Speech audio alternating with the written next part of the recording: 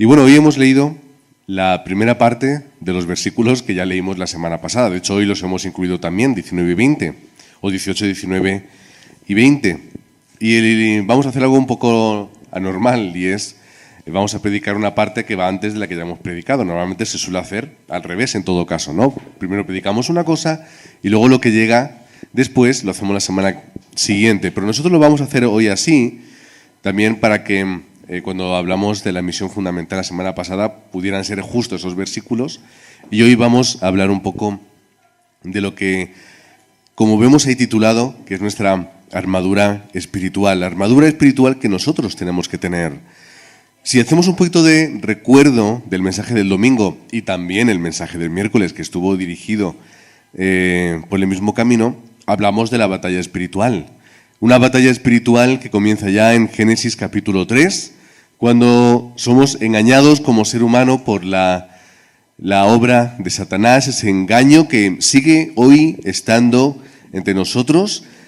Vimos el propósito de Dios, que era que la batalla espiritual, la que hoy en día se está librando, podamos tener victoria hoy en día, aparte de la victoria final que tendremos en el día del mañana. También hablamos del llamado del creyente, o el llamado al creyente, que es la evangelización de la Iglesia, que podamos testificar que Jesús es el Cristo y entender luego también cuál es nuestra misión personal, que es nuestra responsabilidad concreta dentro del gran dibujo de la evangelización del mundo. Y en esto está hablando nuestro, quizá uno de los escritores más amados de la palabra de Dios, como es Pablo. Y Pablo está diciendo efectivamente que estamos en una lucha y una batalla espiritual. Pero cuando nosotros leemos la carta de Efesios, no se nota estas palabras en el resto de la carta. Es una carta como muy dulce. Se está hablando de la victoria, la felicidad, el gozo, las bendiciones de ser hijos de Dios. Y de pronto empieza en el versículo 10 a hablar de una batalla espiritual, algo que no es muy normal. Si vemos desde el 4:17, ya empieza a hablar sobre esto. ¿Qué es lo que tiene Pablo en mente? Pablo dice, mirad todas las bendiciones que tenéis en Cristo, lo bien que estáis. Ahora, tened cuidado que no os absorba el mundo, la cultura del mundo de oscuridad. Por lo tanto, en medio de todos los ataques del enemigo, tenéis que poneros la armadura para resistir que Satanás va a querer hacer. Es el esfuerzo porque permanezcan en el Evangelio. ¿Qué es lo que Pablo quiere? Que la iglesia de Éfeso pueda permanecer en el Evangelio de Jesucristo. Así que, hermanos, nosotros también estamos en guerra. Estamos en una batalla espiritual de la misma forma en la que ellos estaban. Pablo utiliza estas mismas palabras en otros lugares. Por ejemplo, en Romanos 13:12 dice que nos vistamos con las armas de luz. Utilizamos ahí otra metáfora bélica. Primera de Tesalonicenses 5:8, que luego también lo mencionaremos, habla de tener la armadura de fe y el amor, y el casco de la confianza, que es nuestra salvación. Pablo también lo utiliza a los hermanos de Corintios, en la segunda carta, en 2 veces. Habla armas de justicia, tanto ofensivas como defensivas. Luego en el 10, 3 y 4, las armas con que luchamos no son de este mundo, tenemos que recordar, sino que tienen el poder divino para derribar fortalezas. Por lo que Pablo, no solamente aquí a los Efesios, sino en otros lugares, está recordando que estamos en guerra, que estamos en batalla, no únicamente lo que está ocurriendo ahora en el mundo, que nos despertábamos esta mañana, que como algunos sabéis, mis cuñados están viviendo en Dubái, y si estaban ayer por la noche con sonidos de bombas, decía que los cristales temblaban. Están experimentando esto, es decir, están viviendo, a que sea de una forma un poco lejana, lo que es la guerra.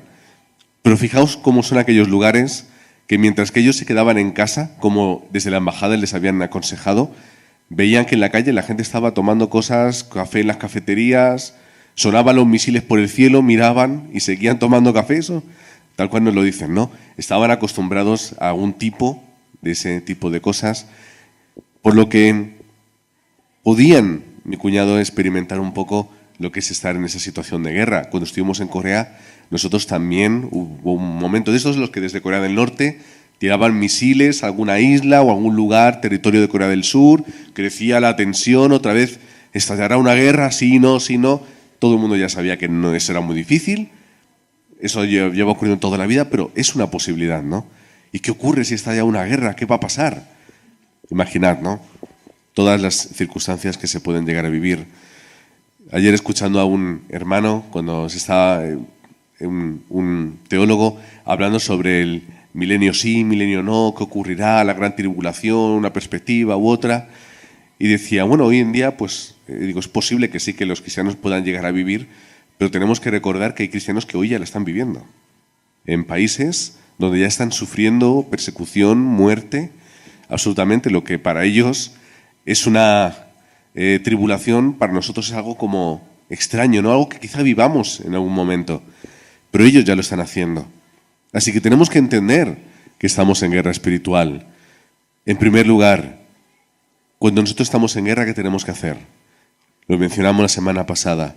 Tenemos que entender cuál es la estrategia del enemigo. Si yo sé cuál es su estrategia, le tengo vencido completamente. Es lo que sucedía con Eliseo. Cuando llegaban los ejércitos rivales y querían encontrar a los ejércitos de Israel y acabar con ellos, Eliseo recibía un mensaje por parte de Dios y le decía dónde estaban. Entonces Eliseo luego se lo chivaba. Oye, iros por ese otro sitio porque van a por vosotros. Y por eso tienen que ir los ejércitos a buscar a Eliseo, a Dotán, para que deje en paz de chivarse y así ya se pueda acabar con la guerra. Que fue cuando Eliseo ve esos carros y esos ángeles repletos de fuego. Tenemos que entender cuál es la estrategia de Satanás. Como me gusta cómo lo utiliza, no la Reina Valera, que dice asechanzas, que no me gusta la palabra. ¿Cuál es la palabra que podemos utilizar en otra versión? Son las artimañas. Las artimañas del enemigo. Si yo entiendo cómo Satanás trabaja, entonces es fácil ganar la batalla. Porque no voy a ser engañado. ¿Cómo lo hace? Pues efectivamente, mentiras y engaños. Cómo Satanás miente, y de hecho dice la palabra que él es homicida y mentiroso desde el principio. Cómo engañó y manipuló al ser humano. Pero también vemos como dice la palabra que se viste como ángel de luz. Por lo que siempre decimos, no todo lo que brilla tiene que ser bueno. No todo lo que para mí es agradable es lo correcto y lo necesario para mi vida. ¿Cuál es la artimaña de Satanás? Separar a los creyentes. Crear enemistad, disensión, heridas, para que los creyentes no estemos juntos. Quiere dividir a las iglesias. Hoy en día esto ocurre constantemente. Las iglesias se dividen. Iglesias que antes estaban unidas, hay un problema, por aquí, por allá, ¡hala! División. Unos se llevaron unos cuantos por aquí y otros unos cuantos por allá.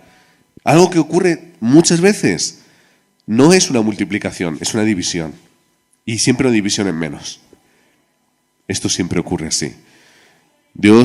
Satanás siempre provoca heridas. ¿Qué ocurre con las familias? ¿Cuántas heridas tenemos en las familias? Muchas. Y cuando hay heridas, no puedes tocar porque duele. Y hay veces donde esto provoca muchas limitaciones en las personas. Satanás atemoriza a las personas. Nos atemoriza pensando que no podemos, que no somos capaces, que esto nos supera, etcétera, etcétera. Pero si yo entiendo cómo Satanás trabaja, entonces entiendo cómo yo le puedo vencer. Pero aunque yo me vea incapaz de vencer todo esto, tengo que recordar una cosa. Segunda de Colosenses 2, de 14 al 15, cuando dice la palabra que toda nuestra culpa, y lo asemeja como metáfora a un papel, a un documento, ¿no?, legal, que está en contra nuestra, que demuestra que somos culpables, dice la palabra que Cristo lo clava en la cruz. Y en el momento en el que eso ocurre, dice la palabra que desarma toda la autoridad del enemigo, porque nuestra culpa ya está sobre la cruz pagada. E incluso luego dice que los humilla públicamente, en una especie como de desfile triunfal, demostrando que Cristo ha vencido a Satanás y pisó la cabeza de la serpiente. Así que entendemos que Jesucristo tiene toda la autoridad y todo el poder, que la obra de Cristo es útil y además ya está hecha en la cruz. Por lo tanto, ¿por qué yo voy a temer por las artimañas del enemigo? ¿Por qué yo voy a temer por su estrategia si ya está vencido? ¿No os dais cuenta cómo él trabaja? No puede tocar vuestra vida, no puede tener o tocar un pelo de vuestra cabeza, solamente puede engañaros para que seáis vosotros los que cometáis los errores y caer. Pero si yo entiendo que él está vencido y entiendo sus artimañas, no va a hacer falta. Pablo, hablando con los efesios, les está hablando sobre una vida rica en Cristo, que es la respuesta a las artimañas del enemigo. Por ejemplo, al principio del libro, los versículos 15 y 16 del primer capítulo, dice: por esta causa, también yo, habiendo oído de vuestra fe en el Señor Jesús y de vuestro amor para con todos los santos, no ceso de dar gracias por vosotros, haciendo memoria de vosotros en mis oraciones, habiendo oído de vuestra fe en el Señor Jesús. Esto es lo que hace que tenga acción de gracias. No lo inteligentes que sois en teología, que estaría genial. No lo trabajadores que sois, que también es genial. No lo bueno que sois con los demás, que también es genial. Sino que tenéis a Cristo en el corazón. Porque eso es al final lo que marca la diferencia en la vida del creyente. Llegamos a Efesios 2, un texto que hemos leído muchas veces porque explica muy bien lo que ocurre con el Evangelio. Efesios 2, los primeros 10 versículos, por ejemplo, mencionamos 3 para resumir. Él os dio vida cuando estabais como muertos en vuestros delitos y pecados. ¿Hay algo más importante que esto? No lo hay. Cristo nos dio vida, versículo 4. ¿Por qué? Porque la misericordia y el amor de Dios obró en nuestra favor. Y ahí es donde nosotros estamos. Misericordia y amor, versículo 5. Nos dio vida en Cristo por gracia. Y esto engloba el mensaje del Evangelio.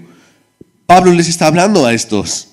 Mirad las bendiciones que tenéis ahora en Cristo. Y ahora hablando de la batalla, está diciendo: mira dónde estabais antes, pero ahora estáis en el bando vencedor.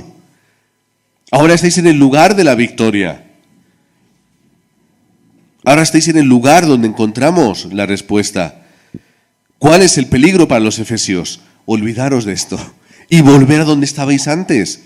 Que en vez de estar en la luz del Evangelio, estéis en la oscuridad de lo que deseáis, lo que queréis, los engaños y las artimañas del enemigo. El peligro de volver a Efesios 2 del 1 al 4. Muertos en delitos y pecados, siguiendo la corriente de este mundo, viviendo por los deseos de la carne y nuestros pensamientos, siguiendo ¿al qué? Al príncipe de la potestad del aire. Por favor, Efesios, no perdáis esta respuesta. No sigáis el camino que os lleva a perder la gracia y perder la bendición del Evangelio. Satanás no puede destruiros, solo puede torcer y manipular el camino de las personas a través de sus artimañas. Que yo no viva disfrutando de la gracia de Cristo. Que yo no viva disfrutando de la gracia de Dios que por amor y misericordia me salvó. Que yo no viva y que yo no lo sea siendo lleno del Espíritu Santo. Que yo no viva con la fuerza del Espíritu, sino que la viva con la mía, que es limitada, que es torpe. Que yo viva confiando en mí y no en la soberanía de Dios. Y por lo tanto atemorizado por lo que ocurre a mi alrededor. Esto es lo que Satanás quiere. Pero nosotros tenemos que recordar que eso era otro yo. Eso era mi antiguo yo. Que el yo de ahora no tiene que vivir bajo la corriente de Satanás, sino disfrutando de todo lo que Dios me ha dado en Cristo. Entendemos la importancia de la armadura para resistir esas artimañas. Por lo tanto, ¿nosotros qué vamos a hacer? Pues, como hemos dicho al principio, vamos a conocer y pasar por encima de estas estrategias. Versículo 11, las artimañas del diablo, como hemos hablado al principio. Versículo 12, entendiendo que no tenemos lucha contra carne y sangre, es decir, no es una lucha humana, sino que es una lucha espiritual. El mero hecho de entender esto y verlo todos los días ya es una victoria. Porque lo que yo veo humanamente, yo lo traduzco a espiritual. Y no es por espiritualizarlo todo, no caigamos tampoco en esto, pero es entender el trasfondo espiritual de toda circunstancia, de no caer en lo que Satanás nos pueda llegar a engañar. Fuerzas espirituales malignas, nos dice estos versículos. Hay gente que dice, bueno, esto es como una especie como de escala de rangos, porque vemos que menciona, ¿no?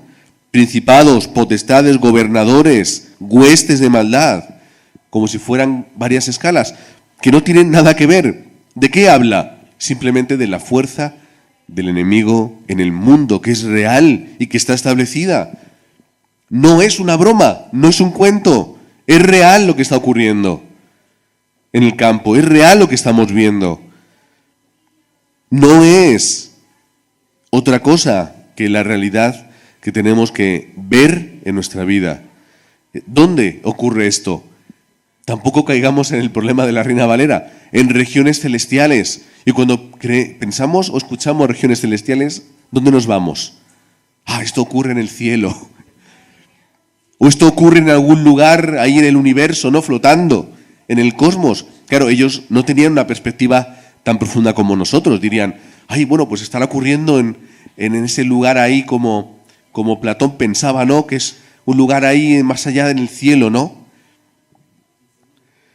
El segundo cielo, en griego le llamábase topos hiperuranos, ¿no? Ese lugar más allá del cielo, ¿no? Que donde están flotando esas ideas. Pero nosotros entendemos que ese lugar celestial o que ese lugar espiritual está aquí, entre nosotros. Que no es un lugar lejano, que es un lugar que está entre nosotros, a nuestro lado, alrededor nuestra, en todo lugar al que vamos. Por lo que el mundo espiritual no es lejano, el mundo espiritual está aquí.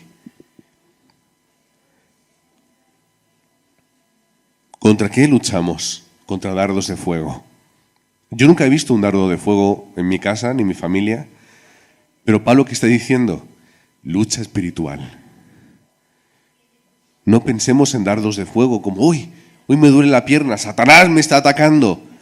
Es mucho más profundo que todo eso. No, es que hoy he tenido un montón de sueño por la mañana, me ha costado levantarme. Es algo normal y natural. Personas mayores, es que me duele esto, me duele lo otro. Satanás es que no, que te haces viejo y te mueres, es que es normal. Pero estamos hablando de cómo Satanás quiere destruir tu vida espiritual. Eso sí es lo que Satanás quiere, por lo que tenemos que recibir poder. Y necesitamos el poder espiritual, porque si la lucha es espiritual, el poder tiene que ser espiritual. Y Pablo lo dice varias veces. Mira, versículo 10, tengo aquí la lista. Fortaleceos.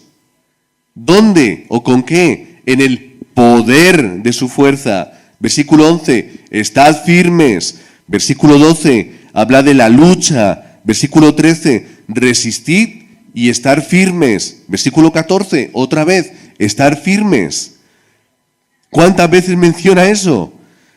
La importancia de mantenerse dentro del Evangelio, dentro del mensaje de Cristo. ¿Y cómo vamos a hacer esto? Cuando nosotros estemos entendiendo y adquiriendo poder espiritual. Esta es la forma en la que lo tenemos que hacer. ¿Cómo? Dentro de la gracia. Versículo 10. Fortaleceos en el Señor y en el poder de su fuerza. Es decir, no es tu fuerza, ni tu poder, ni tu obra. Es lo que Dios hace. Es decir, es gracia. Fijaos que la responsabilidad que parecía que recaía en nosotros vuelve otra vez a Dios. Dios es quien nos da el poder y nos da la fuerza. Pero si yo no me levanto a tomarlo, ¿cómo voy a poder experimentar? Vamos a volver ayer por la tarde. Yo no estuve, pero yo sé de qué iba. ¿Cómo vas a brillar la luz de Dios si no te levantas? Isaías 61. Levántate y resplandece. Pero si no te levantas no vas a poder resplandecer. ¿Cuántas veces la palabra de Dios habla de la luz, verdad? No podemos con nuestras fuerzas, no tenemos poder, pero sí tenemos al que tiene todo el poder, que es Cristo. Y esto es lo importante. Yo no tengo, yo tengo a Cristo. O, dicho de otra forma, yo estoy en Cristo. Y estando en Cristo, estamos en aquel que tiene todo el poder. Al estar en Él, tengo toda la respuesta. Solamente tengo que levantarme y erguirme para recibir esta bendición. La armadura ya está provista. No dice Pablo que te la creas tú. Confecciona tu armadura. No, tómala, porque ya está preparada para ti. Toma la armadura. Esto forma parte de la providencia de Dios. Es que Dios ya sabía la lucha, pero ha preparado una armadura para ti antes de que tú siquiera supieses que había batalla. Todo está preparado. Había un plan. El plan va a llevar a la victoria. Ponte la armadura para resistir y no caer. Hay un poder que te espera para que lo utilices. No es tuyo, te lo van a dar. Es que el Evangelio está hecho para vagos. El Evangelio está hecho para los que no podemos y no sabemos hacerlo. El Evangelio es tan grande y tan perfecto que cualquiera, el más torpe del mundo, puede experimentar cosas enormes. Porque todo Dios ya lo tiene preparado. Solamente requiere nuestra determinación. Esa es lo que marca la diferencia, nuestra determinación. Por lo tanto, en tercer punto, toma la armadura que Dios ha preparado, nuestra armadura espiritual. ¿Cuántas cosas forman parte de esta armadura? Las vamos a mencionar todas, pero lo vamos a hacer un poco ágil para no hacer el mensaje muy largo. En primer lugar, ese cinturón de la verdad. ¿Por qué necesito el cinturón de la verdad? Para que Satanás no te engañe. Si yo tengo la verdad del Evangelio, todo lo que llegue que sea mentira lo vas a ver y lo vas a desechar.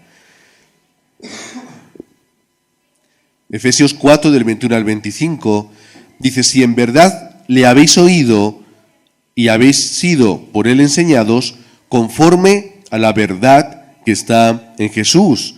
Y el 25 de Efesios 4, que dice: desechando la mentira, hablad verdad cada uno con su prójimo, porque somos miembros los unos de los otros.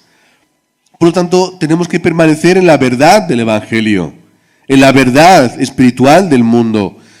Como diría en el principio de la carta, Efesios 1:13, en él, Cristo, también vosotros, habiendo oído la palabra de verdad, que es el Evangelio de vuestra salvación, y habiendo creído en él, fuisteis sellados con el Espíritu Santo.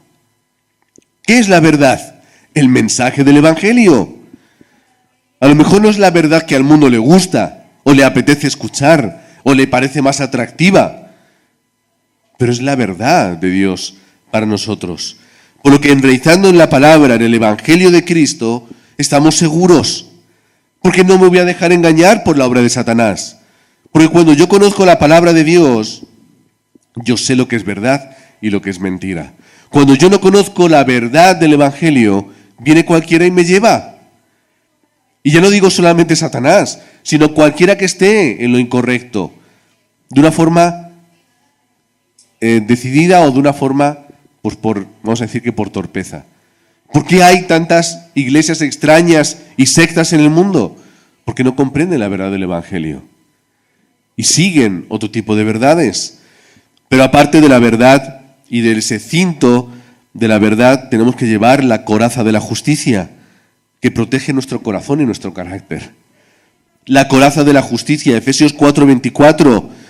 Póngase la nueva naturaleza creada para ser la semejanza de Dios, quien es verdaderamente justo y santo.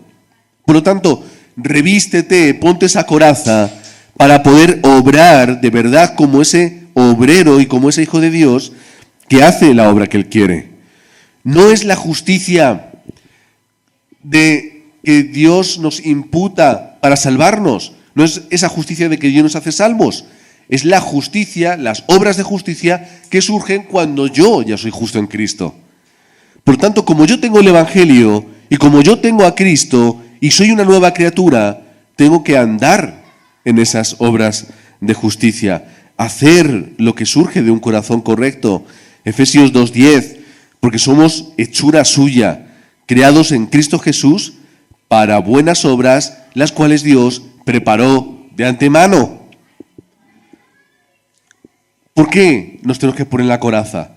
Para que no vivas conforme tú quieres, para que no vivas conforme la mentira y el engaño de Satanás, conforme lo que te surge aquí en las entrañas que te apetece hacer, con lo que te arde en el corazón porque hay que hacer esto, tiene que ser así, sino vive conforme la obra del Evangelio.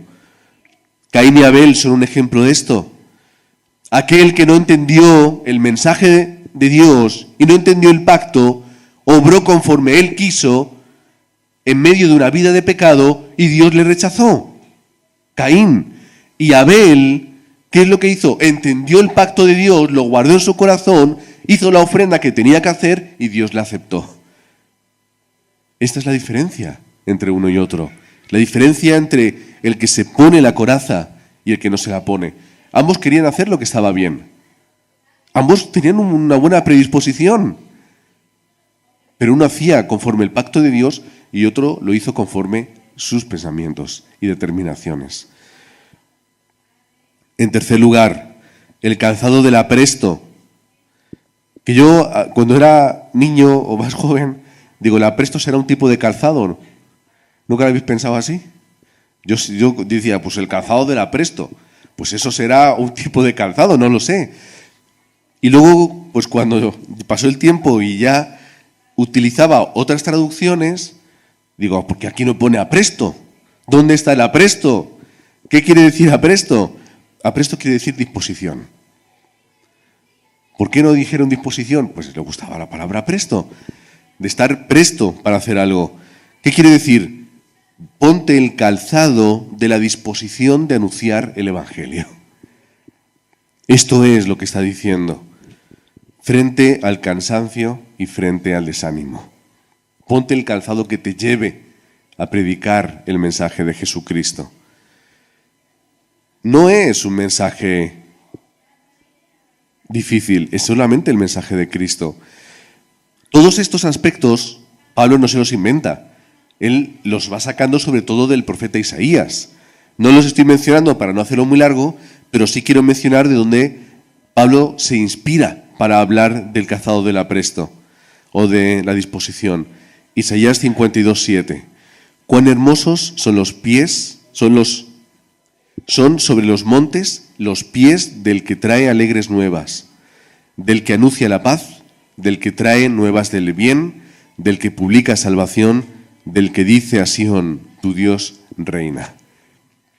Es Nueva Versión Internacional, por eso suena a algunos un poco extraño, pero es esto, cuán hermosos son los pies de los que anuncian el mensaje de que Jesús es el Cristo, ya para nosotros.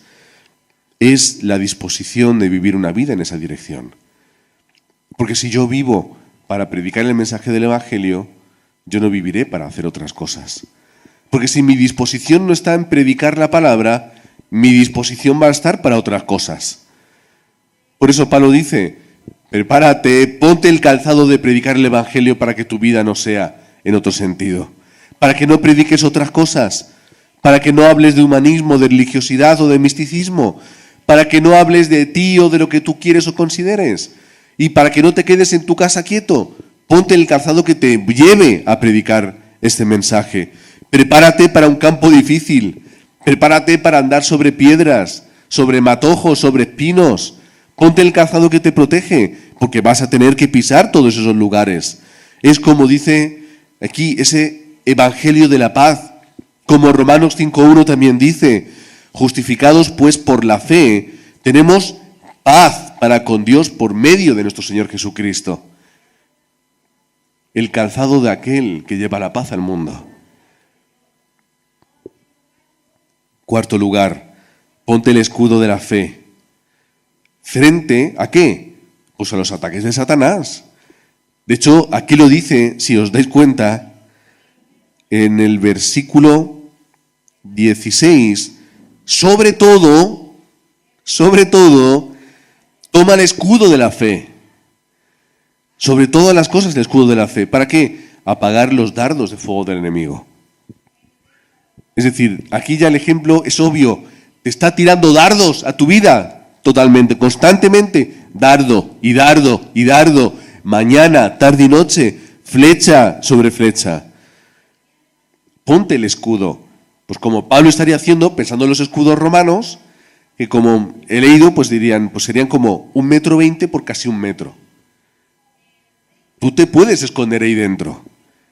Si tú te quedas escondido, no te dan los dardos. Si como iglesia nos unimos en ese tipo de formaciones donde los romanos ponían escudo con escudo con escudo con escudo e iban andando, unos delante y otros arriba, da igual las flechas que tiren, van a rebotar. Da igual que estén incendiadas con fuego. Ellos decían que ellos como eran muchas veces de cuero endurecido, las llenaban de agua, las mojaban y entonces el fuego no quemaba tanto. Tenían sus formas. Si yo tengo el escudo de la fe, la batalla está ganada, no me puede dar. Por lo tanto, tomemos la fe. Romanos 16:20. ¿Qué es lo que dice? Que pronto, ¿qué va a hacer el Señor Jesucristo? Va a poner a Satanás bajo vuestros pies. Si os mantenéis con este escudo de la fe. Si no perdéis la fe y la fidelidad a Cristo. Desde la perspectiva de Dios no hay nada que temer. Ahora desde la nuestra sí que da miedo la batalla. Pero como vemos a través de sus ojos, todo está hecho. Todo está hecho, parte número 5, hasta lo que está por venir, que es la salvación. Por lo tanto te pones el yelmo o el casco de la salvación. Que me gusta porque además dice, literalmente la palabra es tomad el yelmo. De alguna forma es como recibid, porque la salvación no la podemos tomar. Es algo que se recibe por gracia. Así que tened seguridad de que el futuro está garantizado. El futuro está garantizado en Cristo. En Efesios, la salvación, en la carta, Pablo la utiliza tanto como algo presente como futuro. Es decir, algo que se consumará, pero que ya disfrutamos. Por lo tanto, disfrutad hoy de la salvación que estará por venir. Versículo 13 de Efesios 1 dice que en Cristo, que cuando oyeron el mensaje de la verdad, que es el Evangelio, les trajo salvación y lo creyeron. Y recordamos que fueron marcados por el Espíritu Santo con ese sello. Y ese sello está puesto. Por lo tanto, no tenemos que temer a lo que ocurra el día de mañana. Nuestra salvación está garantizada. Dice que garantiza el Espíritu Santo nuestra herencia hasta que llegue la redención final. Y finalmente, tomad la espada del Espíritu, que es la palabra de Dios. Otra cosa también que se recibe es la palabra. El Espíritu no solamente la entrega, la pone en tu corazón, sino que la fortalece cuando la empuñas. El Espíritu y la palabra que tienen que estar unidos. Juan 3:34. El enviado de Dios comunica el mensaje divino, pues Dios mismo le da su Espíritu sin restricción. O más adelante, en el mismo libro, 6:33, el Espíritu de vida, la carne, no vale para nada. Las palabras que les he hablado son Espíritu y vida. Por lo tanto, que seáis llenos del Espíritu Santo para que Dios ponga su palabra en vuestro corazón y cuando la empuñéis para utilizar en el campo, que tengáis victoria. El mayor ejemplo de esto, ¿sabéis cuál fue? Mateo capítulo 4. Cuando Jesús es tentado en el desierto, ¿cómo se defiende? Con versículos, utilizando la palabra. ¿Cómo se defiende Jesús? A través de la palabra que está empuñando. Por lo tanto, nos defendemos con la palabra. para no caer en el engaño de Satanás. Y terminando la conclusión con los textos que leímos el domingo pasado y sobre todo el miércoles, que lo hicimos de una forma más concreta, ¿qué nos dice? Orando constantemente, velando, sin cesar, 24 horas con la armadura. No te la quites, porque cuando te la quites va a venir a por ti. Obviamente los soldados se quitaban las armaduras para dormir. A lo mejor si estaban en peligro ni eso, dormían con ellas. Pero cuando tú ya terminas, te quitas la armadura y duermes. O te vas a relajar, o vas a hacer otra cosa. Pero nosotros tenemos que mantener la armadura espiritual 24 horas. Por eso la palabra de Dios dice, haced todo esto orando constantemente 24 horas. También los unos por los otros, recibiendo la guía y la palabra del Espíritu. Recibiendo lo que Dios tiene para vosotros. ¿Cuánto? 24 horas. Constantemente recibe el mensaje. Tenemos el diario de oración, tenemos los mensajes del Pastor Riu, tenemos los nuestros, tenemos en YouTube todo lo que nosotros vamos haciendo y predicando. Estad 24 horas ahí, con valentía, como un soldado, firme, fuerte, constante, mirando el peligro. Y como dice finalmente el versículo 20, por el cual, que es el misterio del Evangelio, soy embajador en cadenas, que con denuedo hable de él como debo hablar. Así que todo al final acaba aquí, en que mientras que yo estoy firme, recibiendo y defendiendo todo ataque de Satanás, yo pueda seguir predicando el Evangelio. ¿Para qué sirve la armadura? Para que tú puedas predicar, para que tú puedas llegar, testificar y ser ese discípulo del mensaje de Cristo. Así que como el apóstol Pablo, sois embajadores, algunos en cadenas más o menos. No sé cuáles serán vuestros problemas profundos, pero sois embajadores en cadenas. Y recordad que Pablo lo dice literalmente, engrilletado de manos y pies en la cárcel, escribe esto. Y que con denuedo, con insistencia, podamos hablar de él, o, como podemos traducir, con valentía, hablemos de Cristo, porque es de la forma en la que lo tenemos que hacer. Por lo tanto, levantaros como esos soldados valientes, con la armadura espiritual y caminando hacia ese frente de batalla, que es la evangelización del mundo. Y recordando que pase lo que pase, la victoria está garantizada. Así que es una lucha que tenemos que librar con felicidad y con una sonrisa, sabiendo que no pasa nada lo que hagamos, vamos a ganar esta batalla. Amén. Padre, oramos en el nombre de Jesucristo, dándote toda gloria y toda honra en este tiempo. Gracias, Padre, porque tú estás con nosotros en todo momento y en todo lugar. Te queremos agradecer, Padre, de que no libremos esta batalla solos y desamparados, sino que tú estás con nosotros. No eres un Dios ajeno y un Dios escondido y un Dios que es insensible, sino que eres un Dios cercano, que nos observas, acompañas y cuidas en todo momento.